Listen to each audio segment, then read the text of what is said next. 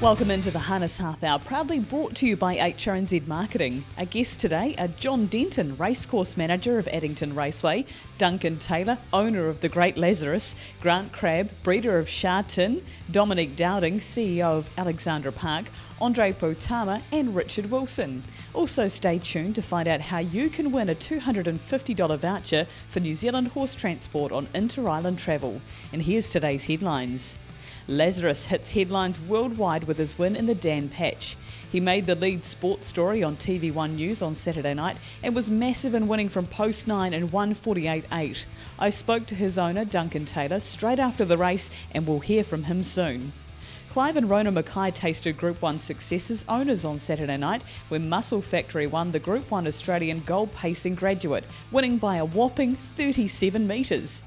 Great Things Happen has been back at the workouts in a winning form. Gavin Smith, who collected his 200th training win at Rangiora on Sunday, is managing his return cautiously and will carefully consider when his first start back will be. And the NZB Standardbred Harness Racing New Zealand Awards will be held at Alexandra Park on Saturday 29 September. Tickets will go on sale this week, so keep an eye out on the HRNZ website.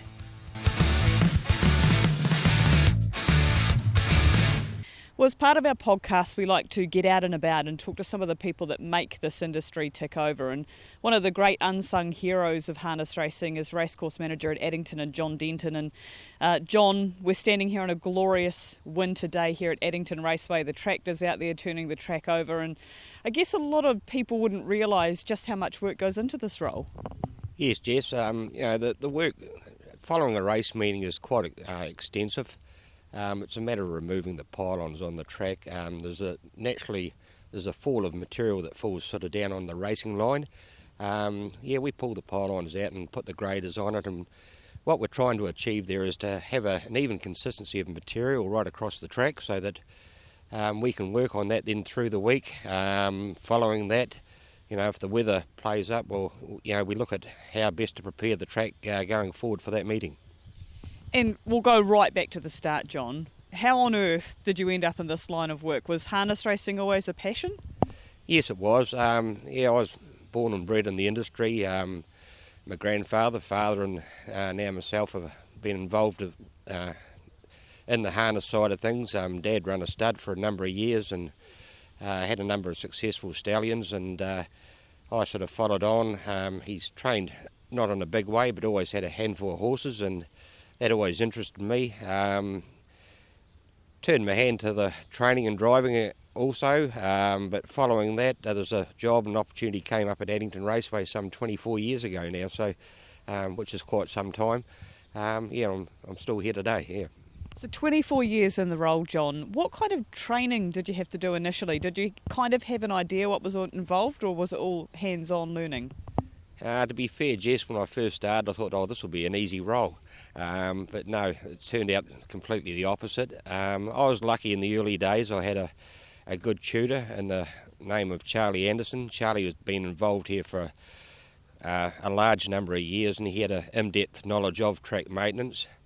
Following that, I gained my experience by travelling like anybody does today, and I've been lucky enough to travel to most states of Australia and see the track maintenance. Further to that, I've spent quite a lot of time in America on a number of occasions, and a lot of that was done with a very good friend of mine, Graham Marr, who just recently passed away. But Graham was a real expert in techniques of managing and maintaining tracks. Yeah. So having seen the world, John, you must be really proud of the way that Addington stands up. Yes, I am. The tracks in general now, probably when you look back 10, 15 years ago, tracks have altered entirely. Probably we used to always look to America. There's a tractor going past. Yeah. We used to look to America as the number one track, and how they prepared tracks. But probably I'd say over these latter years, our tracks have improved immensely. Not only with the machinery that we use on the track, but also the materials we put on the track. We've probably a wee bit like Australians in regards to, we like to have a cushion on the track now, so effectively when the horses come off the track, they're not feeling the effects of a hard track, and I think that is the key to racing, and those horses come back the following week to race, and that's a key thing for us. John, I've seen you in action. You were up at Harness Jules helping the team there, getting the track record ready for that potentially record-setting day, and you seem glued to the weather forecast. Is that's something, obviously a major part of the job, but you'd get pretty good at reading long forecast reports? Yeah, no, you're always looking at the weather, especially with this role, and likewise for all the other racecourse managers around the country. You can only be advised by the weather patterns that are coming. The last 3 days is really something that you really got to just be really focused on, because that gives you more of a true indication of what that weather does. But more times than not, when they do get it wrong, we've actually prepared the track for a wet day's racing, because we've got the equipment and machinery to go out and then break the track up and make a cushion back on the racing surface. And when they do get it wrong, John, and you've got to do that quick turnaround, how quick can you turn around a track for those weather conditions? Effectively, you really need to seal a track. You need a good day's preparation to do that. The best thing that can actually happen after that is just for the track to harden and firm up. Sometimes that doesn't always happen, Jess, but apart from that, you can get away with adding some more material to the track, but you're also always mindful of having that track ready just for that race day itself. What would you say, John, would be some of the most testing aspects of this job over the years? Yeah, good question, Jess. Probably winter racing is when you strike a bad patch of weather week in, week out, and we've just had a period where we've raced 6 weeks in a row, and funny enough, I think we've struck one wet night out of the 6 weeks, so we've so far got away, and touch wood, we've been lucky up till now. But we have had other seasons where it's been wet on each race meeting, and there's just no drying in the winter. All tracks are affected by having good weather, and effectively we're no different to anyone else. But we want to have a good track for the industry people that come here. And as we stand here now, the track is getting well and truly prepared for Cup Week. I know a lot of people aren't thinking about that as yet, but you've already got the flowers in and that kind of preparation going on. Oh yes, no, it's something that we just start very early. So come the spring, the flowers that are in now, they'll get a boost with the warm weather. Hopefully, come that big day in November that they are blooming and they look the picture. Outside that, there's a number of different things that we do preparing for Cup, which is just outside of the normal. And as you mentioned, the plants have to be blooming for the second week of November, so I'd imagine they're planted in the middle of winter, which is quite unusual. Yes, we actually plant them about the last week of May, and they're stagnant for a wee while, but we just found that they just sit there, and as soon as that warm weather comes, they just start to kick into action. So that's just something that we've probably tested over a number of years, and sometimes we've got it wrong, sometimes we've got it right. But yeah, it's the second week of November, as you say, that's our big day, and that's when we really want the place to look a picture. Yeah. And what are your main concerns as we build into that big week, John? What are the fine points that you're starting to look at? Going forward from here, obviously the track is my prime role, which I always like to have right for the day, and we will be once again looking at adding more material prior to Cup Week, so that will consist of more of a sand type material. Outside of that, it's just the infrastructure in general, Jess, which is just huge. It's outside of your normal race meeting. All the marquees go up in the centre of the track. We have, all the cell phone reception, just things which you just don't think of on a day-to-day basis here. Has there been anything happen in the past, like a peg go through a power line or a water line or anything crazy like that? Yeah, it certainly has, and thank God I didn't hit it. It's something that we try and avoid, but there's so many pegs that are hammered into the ground, which sometimes we do get it wrong, but we try and avoid that if we can, and we have everything scanned and make sure that there's no power or water under there. But yeah, sometimes there's something there that we didn't know was there, so that can happen. Recently you were honoured at the Racecourse Managers Conference, recognised for your hard work and dedication to the industry. You're a bit of a humble guy, John, but that must have twinged at the heartstrings a bit. Oh, look, yes, I was quite humbled and honoured to actually get the award. To be fair, while I was lucky enough to get it, there's a number of guys out there probably deserve it before me, and especially from the smaller clubs, because those guys from the smaller clubs, they do everything all by themselves, and I'm lucky enough to be associated to a big club where I've got a number of helpers around me. So yeah, that's all good. But in all modesty, John, you're out there helping other clubs because part of your role is to assist other clubs in their track development? Yes, my role was the track and venue inspector with HRNZ. Myself and Darren Williams, as you well know, we travel around the country. And at the end of the day, we're there to advise, and we're also there to assist. And I think we achieve that more times than not. And we have a good relationship with the clubs. We try to make sure that, especially when it comes their race day, that, they've done their best to make a track safe and the venue is safe for racing.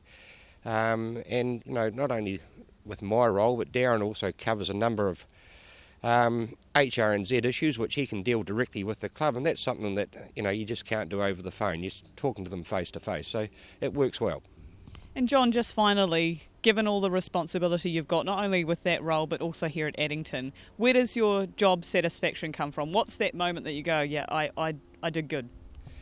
Well, come Cup Day, I always like to see that first race run, because whatever's right is right from there, but whatever's wrong, there's very little chance we can fix it. But yeah, it's always a relief sometimes just to see that first race go, because not only just from my side of my role here at Addington, there's a number of other departments that put in a lot of time and a lot of effort, and they do a great job, especially in all areas as far as just trying to make that big day. Well, John, thank you for your time today. And I know you're not a big fan of talking about yourself or talking yourself up, but you're doing a great job, you and the team, and thank you for chatting. Well done, Jess. Thank you for talking. Cheers.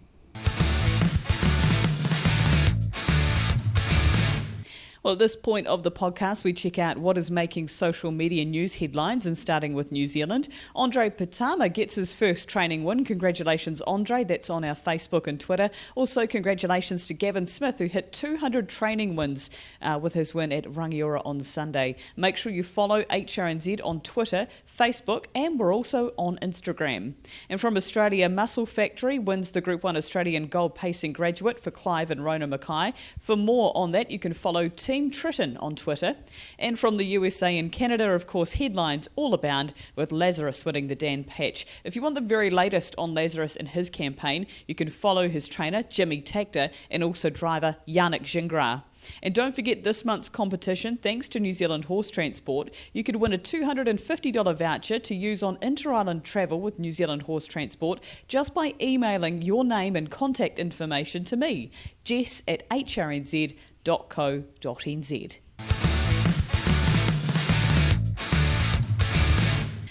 Well, I'm on the phone with Mr. Duncan Taylor from Taylor Made Stallions in America, and you're standing at Hoosier Park just moments after Lazarus's debut. Mr. Taylor, what emotions are going through you and your team right now? Oh, it was just unbelievable. I mean, the feeling is just, it was nerve-wracking a little bit before the race. Whenever you buy a horse like this, he's a great horse. New Zealand has raised a great horse, and he's something special. But if you've ever owned horses, you're never for sure. There's always something that can go wrong. I mean, when we drew the 9-hole, I said, I can't believe we drew the 9-hole. And but Jimmy has said that he's a very good horse, and he didn't have to win this race to be a great horse up here. That is, we were heading for we're trying to win the Breeders' Crown. Hopefully we can do that. But it's always nice to get a win under your belt. The qualifier was amazing, and then for him to come back and win this, it's a dream come true. And I think it's making believers out of American breeders that New Zealand horses are every bit as good as the American horses, and that this horse, they were worried about his speed and did he have enough speed, and I think he's answered that question. So it's really a blessing for me and my family. I have 3 other brothers in the business, and we all have children that are in the business, so it's we're mostly in thoroughbreds, but the opportunity came up in the standardbreds, and we we were raised in the standardbred business in our early years. So it was it's nice to be back, and especially to be back in a place like this when you're a kid and you're walking around. Your dad's a farm manager. You couldn't imagine that you could ever own a horse like this, and we were blessed enough to own the thoroughbred California Chrome. So to have 2 horses like this in a lifetime, it's a blessing. And we're a Catholic family, so the name Lazarus means a lot to us. That he was risen from the dead by Christ, and Bethany, his mother, Bethany's a place where Christ, right outside of Bethany, Christ ascended into heaven, and then his mother's name's Christian Cullen, so all of that makes it extra special too. Mr. Taylor, can you explain for us here in New Zealand? We were able to watch the race live here, and it pretty much stopped the whole industry. Everyone's tweeting and talking on Facebook, and I know there was a lot of coverage around Hoosier Park before this race. Can you explain to us what the vibe was like, what the reaction of the crowd was like there when he won today? You know, I tell you, I wasn't paying so much attention to the crowd, but all the people that I had met were all, "Oh, that's great. It's fantastic. It's great for Hoosier Park." And I don't know if you saw it where we had the cannons. We were shooting off T-shirts that were signed by Jimmy. Oh, wow. Out into the crowd. We had these T-shirt cannons, and we shot off like 200 T-shirts. So we had the crowd buzzing. It was we were having a good time, that's for sure. Well, it's a remarkable story already, Mr. Taylor, and I guess the big question is there's been talk about a Canadian pacing derby for him next. Is that the next step, or are you just waiting for Jimmy to get back and assess what that will be? Yeah, I'm waiting for Jimmy to get back, and he'll make the decision. That's been talked about, and that's under consideration for sure, but Jimmy will make the decision, and I'm sure the horse will make the decision for Jimmy, because Jimmy's a great trainer and he's very in tune with his horses, and he's going to let the horse tell him when he's right, and if he's right, I'm sure we'll go. And I understand too that there was a very special interview with Jimmy on the big screen, the Jumbotron there, live from Bermuda. Yes, I didn't actually. Did they do it with Jimmy? Yeah. Yeah, I didn't get to see it because I was busy being interviewed and talking to people. But Lance says that he stole the show. That it was awesome. That's fantastic. That's probably the first time Hoosier Park has crossed live to Bermuda, I'd say. Yeah, I told him. I said that the horse some beach somewhere. I said now it's Lazarus, Bermuda Beach. That's where that's where Jimmy is. So anyway, it was a great time. We had a lot of fun, and we really appreciate all the interest from New Zealand and Australia. And we feel like that we're in charge of a racing legacy. So we're the custodians. So we're going to try to take good care of him. Well, Mr. Taylor, congratulations. Everyone in New Zealand and Australia too are extremely proud of this horse, and we're just grateful that TaylorMade Farms, Jimmy Tactor, Helene the groom and Yannick are looking after this horse so spectacularly and doing him the justice he deserves. So congratulations. I can only imagine what the atmosphere is like there now. Yeah, it's great, and we're very blessed to have Jimmy as our trainer, and he's going to be a hero up here. He's going to be a hero in New Zealand.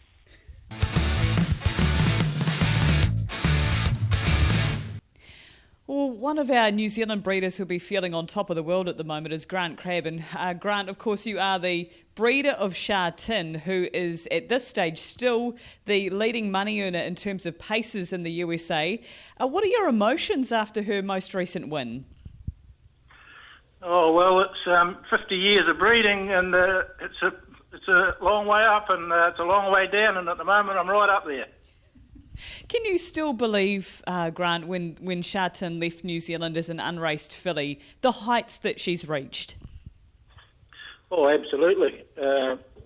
She always had when I broke her in, she was a gorgeous filly, and her mother was a gorgeous mare too, with heaps and heaps of speed, but over the years I've never been able to make any money out of racing them, so I've just gone along the same lines as what I've always done. She's just, she's lived up to expectations and better. When she left our shores heading off to Australia, did you feel mixed emotions knowing that she had that ability? Oh, absolutely. But hey, it's worked out better for her. It's worked out better for everybody, and the people that have got her now are absolutely gorgeous people. I've been conversing with them on the internet, and they're over the moon. Everybody's happy, and I'm happy at the end of the day. I've still got the mare. I've still got a full brother. Very happy. So we'll just start with the feats that she has achieved in the United States, Grant, because I know for a lot of people they realise how big the North American scene is, but they might not realise just how impressive her performances have been over there and the heights she's reached. Just in your words, Grant, how special is it that she's, sitting as the richest pacer for this year? Oh, it's very special. I remember many, many years ago, Bob McArdle said to me, to be a breeder, you've got to be a dreamer and dream about the champions that you might breed, otherwise you might not breed. So I've bred a champion, and good luck to the people that bought it, because that's what it's all about. I understand, Grant, that they're talking Breeders' Crown with Shartin, so potentially we could see Shartin and Lazarus racing on the same card at Pocono. Have you even given it a second thought to potentially going up to watch her? No, I'm a poor old motor mechanic. We couldn't afford that sort of carry on. Hey, you've just bred a world champion at the moment. Maybe this is your opportunity. Yeah, no, look, you can watch it on the TV, and no, I'll be sitting in front of the fire if she's on a cold day. I'll be sitting there with a beer and celebrating. Thank you. Oh, good on you. Now, as you mentioned, you've still got the mare, you've still got the family, and I understand there's a full brother and now 2-year-old by Tintin in America at a big Darren. What has the interest in him been like? Well, surprisingly, very, very little. I don't know whether it's the fact that he's by Tintin in America, but he's probably at the same stage a nicer, faster horse than what Shartin was. Shartin was a very determined filly, but this colt's a really real... He's been a standout from the day when he was born, and he's certainly that way now. Oh, fantastic. So potentially we could see, interest growing now, especially as Shartin's year goes on in the States. And Grant, just firstly, we'll go right back to where it all began for you. Where was your first interest in harness racing? Well, where did that come from? Oh, my dad was... he was interested in harness racing, and as a kid when I was going to school, we used to go along to Addington on a Friday night and watch all the races, my father and I, and it sort of progressed from there, really. Dad bred horses, and I've carried on. When your father would be, absolutely tickled to see the way that this family's carried on for you. Yeah, he probably would, but he's in an old person's home now, and he's gone deaf and blind, and I suppose he would be, really, but yeah, it's a hard old game. Oh, most certainly. And what keeps you going now, Grant? Obviously, you've bred this fantastic filly, or now mare in Shartin, and you've got a full brother on the ground. Are you still breeding? How many mares have you got?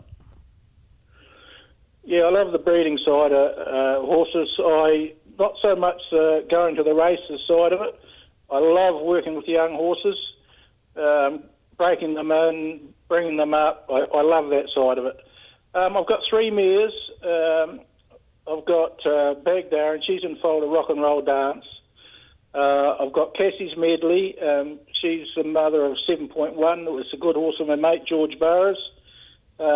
She's left 3 or 4 155 horses.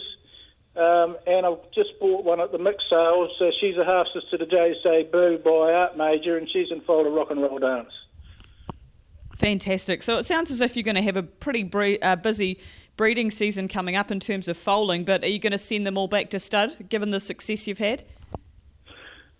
We'll see what sort of foals we get first, and then we'll go from there, I think. Fantastic. Well, Grant, once again, congratulations. And, this is a massive achievement, not only for New Zealand harness racing and the breed, but for you as a breeder. And, it just goes to show that if you dream big, as you say, it can come true. Absolutely. So long may it continue. Thanks for your time, Grant. No problem. Thank you very much.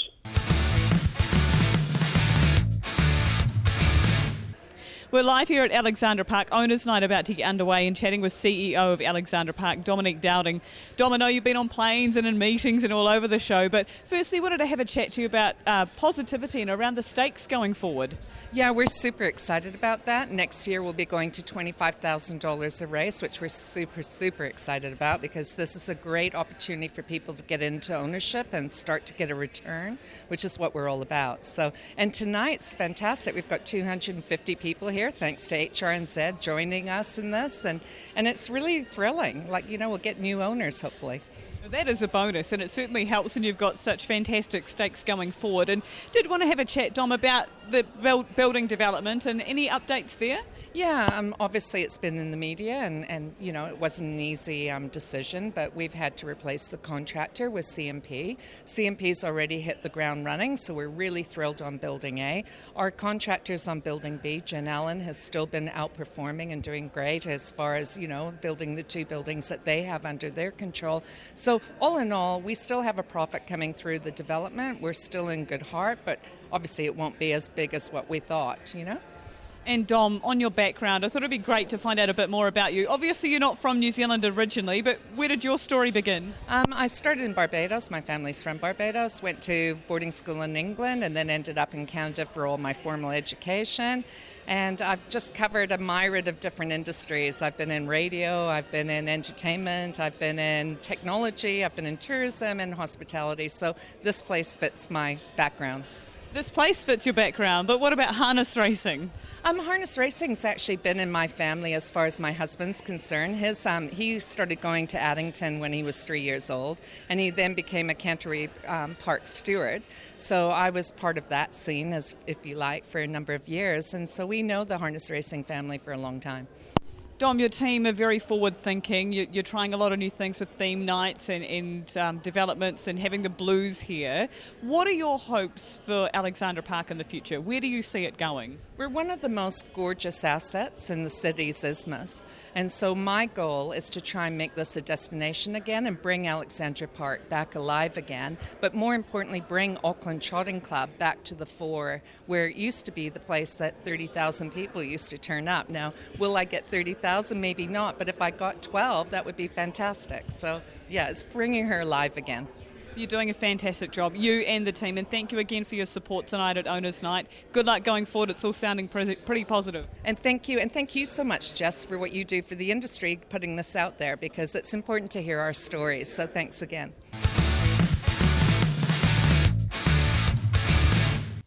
Well, one of the people that made headlines on our social media at HRNZ over the weekend was Andre Poutama, who picked up his first win as a trainer. Andre, congratulations. Cheers, thanks very much for that, Jess. Now, can you tell us what has driven you, excuse the pun, to become a trainer now?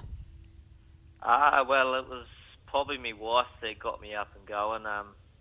She said to me one time when we were down at Palmy, living down there, she said, "Why don't you get your trainer's license?" And I said, "I sort of haven't really thought about it too much because I didn't want to have a horse in and have something else to drive." But then at the end of the day, I just thought, I'll give it a crack anyway and see where we go. And we designed the colours together and that. So I think that's about where it came around. She just gave me that final push that I needed. Sounds like a good woman. Andre, in terms of training, have you had anyone that's given you any pointers, or have you kind of just reached out when you've needed help? How's that worked? Yeah, no, it's been good actually. Working at Lincoln Farms, and we've got Robert Dunn right next door, and so he's been a big help. And Dave and Claire McGowan, old granddad Dave McGowan, he's good too. Like he's happy to help. So if any pointers, I just give them a call or something like that, and they just help me out. They're always happy to help. Of course, the win came with big for Chevron, and you must have had good support from owners. How many do you have in work at the moment, Andre? I've just got her at the moment. Great. Davey Butts sent her up from Palmy. She was originally with my uncle Stephen Doody down there, and she came up here to race. And I was pretty appreciative for them to give me a go, knowing that I hadn't trained the winner or anything like that. So the support by them was great, and I've actually got a couple more coming up next week from Anne-Marie Best. So slowly getting the team bigger. Oh, that's fantastic. And for you, Andre, just looking at your background, harness racing wasn't always first and foremost, was it? Nah, not really. Like, I sort of got brought up with the horses and that from quite a young age, and then we moved to Rakaya down south when I was probably about 8 or 9, and I started hanging out with Matt Roberts and Craig Roberts and that, and I sort of got the bug for the greyhounds for about 8 to 9 years, and I was just mucking around with Craig for that long, and then I sort of went back to Palmy. It was always backwards and forwards really, and then I sort of got to the stage where I thought, I better give this driving a bit of a go, because I didn't want to get too old and regret it. So then I've got into the driving, and I sort of haven't gone back to the dogs, just stayed with it. Well, that's fantastic. And do you see similarities between your experience with the greyhounds and getting them prepared for work along the same lines with harness racing?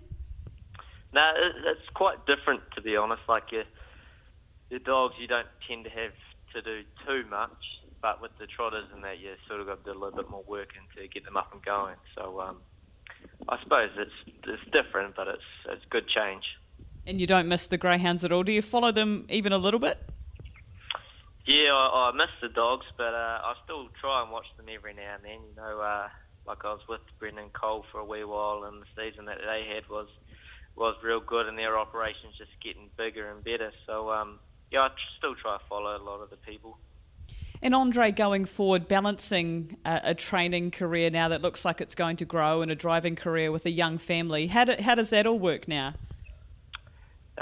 She's very busy. I don't get much of a break. The kids go to bed at about 6:30, and I can't even stay awake till 8:30. But you know, it's good actually. Like Amy brings the kids down, and the little fella Finlay's just starting to get the old fork and do some boxes. So and Amy's going to start doing that as well. So it'll be a good help.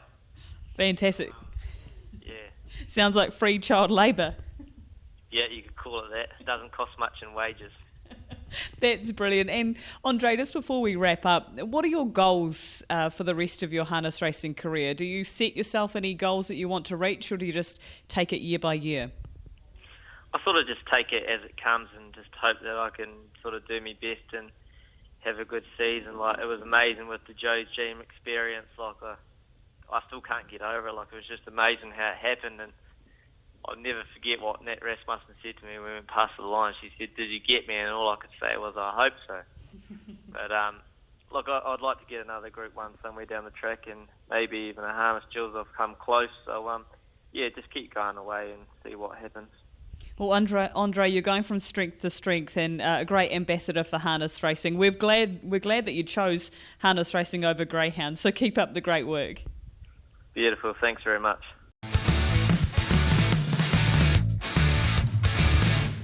Well, it's time now for our weekly bookie update with Richard Wilson of the New Zealand Racing Board. And Richard, starting off with Friday night at Auckland, of course, we didn't have Thursday harness last week, but two horses that were heavily backed there by the sound. Yeah, g'day, Jess. Yeah, there's not too many Thursday nights without any harness, but last week was one of them. Yeah, luckily for me, there was two horses heavily backed, but only one of them won and the other one didn't. So Benson Boys was the first one, race 2. Open $2.70, backed right into $1.90. There was $1,800 at $2.10 and a $2,000 bet at $1.90. Those were the largest ones, but I can tell you there was a whole heap of ones around that, right in from $2.70 into that $1.90. And he won pretty well. The other horse that was heavily backed, Whitehaven Beach, $5.20 opening, and it closed right in at $2.30. There was a heap of money for this one, Jess. The biggest bets again, $500 and $1,300 at the $2.50, and there was a $3,000 bet at $2.30, and again plenty in between. So that one missing out was quite good for us. But the best bet of the night, $1,000 on Lovely Bundy at $6.50. That was pretty good. $700 on Cheddar's Princess at $4.50, and $600 something about Mary at $4.80. They were pretty good as well. And a couple of bets going our way, $2,000 on No Dr. Needed at $1.50, and an $1,800 bet on Bill Haley at $2.30. All right, so it sounds like a bit of a mixed bag there at the park on Friday. And then Saturday, we headed down south of the Gore, your old stomping ground, and our best bet was $200 on Maddie Williamson. Geez, got some fans. Yes, he has a lot of weeks. No matter what the price he is, Maddie gets. He does seem to attract a few bets. So, $200 bet on Maddie at 26, very lucrative there. and he got home there in the Drivers' Challenge. $3,000 Franco Santino at 340. That's not bad either. And $6,000 on the debutante Stickman at 165. So those are the top three bets. Missing out, luckily for us, $5,000 on Brian at 170. And there was another winner that was strongly supported right from the opening on Friday night, and this might have been why Maddie was backed in the Drivers' Challenge. Broadway Banner in race 3, opened 6.20, started at $5 on the fixed odds, but I saw closed right in at 4.40 on the tote, so plenty of support late for that one. And there was a couple of reasonable results for us. Bold Ruler opened at 8 out to 10, and the Manipulator back in form, $12 out to 14. Okay, so that was Gore, and then Sunday at Rangiora, biggest go of the day, there was Stun Gun in the last race. Yeah, plenty of money for Stun Gun, although it was quite strange. The night before, there wasn't any money for him, and even the multis, there was only 5 or 6 multis the night before on Stun Gun. But come close to the race time, $3,000 at 160, then bets 8,000, 2,000, another 8,000, 3,000, all at the 150. So he was the best backed horse of the week, really. Initially, the money was for 3 ideas, opened at 4. We brought him in a bit to 350, 330, and he slipped out again. Once those $8,000 bets came in, he started about 370 or 380, I think it was. Julie ran second, so yeah, but Stun Gun, over 30,000 I think it was, Jess, in the end on him, so not great for us, but luckily he was at 150, so it takes a lot of money to do a lot of damage, but a little bit of damage there. And other heavily backed runner, Nucleus VC, $5 into 440, but the best bet of the day came early on, $600 on Locksmith at 16, that's a pretty good bet there. Strongly backed but missing out, Franco Texas race 3. There's a lot of money for this one. $750 at $4. $750 at $4. $1,000 at $290, and plenty of bets in between.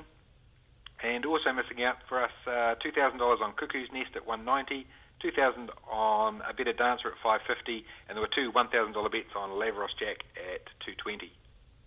Okay, in the futures markets, we've been mentioning the New Zealand Cup and the Dominion, but you guys have been right on the ball now. We've got 3 more feature markets open.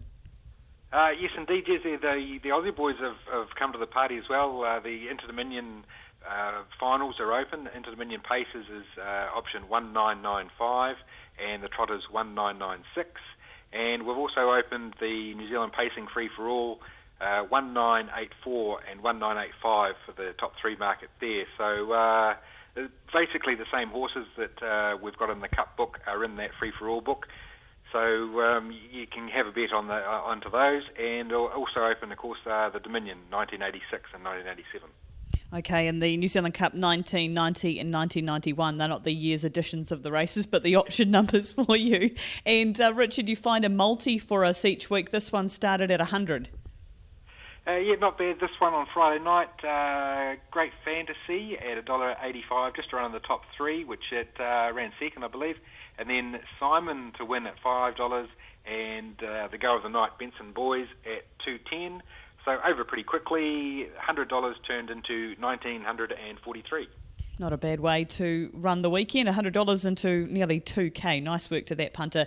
Richard, thank you so much for your time. As always, you do this on your day off, so we appreciate you making time for us, and keep up the good work. It's how many weeks till Cup time? It's starting to get a bit scary. Yeah, trying not to think about that, Jess. And talking about the Cup, wasn't it good to see Lazarus Bolton, really? I thought first up in America, won for 48 and change, but just worked around to the lead and ran away virtually. They held out the second horse easily anyway. So $1.75 he started, and there was a little bit of damage done to us, but not too bad. And we're looking forward to his next few races now. Well, you're going to have to start reading up on that American form, eh? Exactly, yeah. Good to see a bit of a legend holding on for 4th too, so Kiwis right to the 4 there. Absolutely. Richard, keep up the good work. Thanks for your time as always. Yep, very good, Jess. No worries.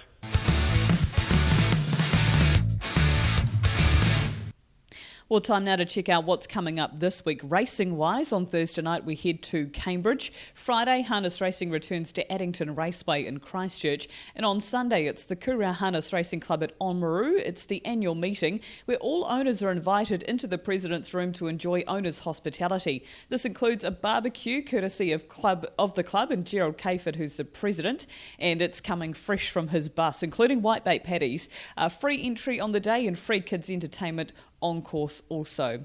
And in ownership options, if you've always wondered how to become an owner, now is the time to find out. We have a heap of ownership opportunities available nationwide, and to find out more you can email me jess@hrnz.co.nz. And in news from HRNZ, of course, the Harness Half Hour podcast, as mentioned last week, is now available on the Punters Lounge. That's on tab.co.nz. Big thanks to Nick and the team there. You can also now find the show on Spotify and iTunes. And that's it for this week's Harness Half Hour. Thanks to HRNZ Marketing. You can check out HRNZ and the website for the latest episodes, and of course our social media platforms, and now Punters Lounge, Spotify and iTunes. We'll catch you next week.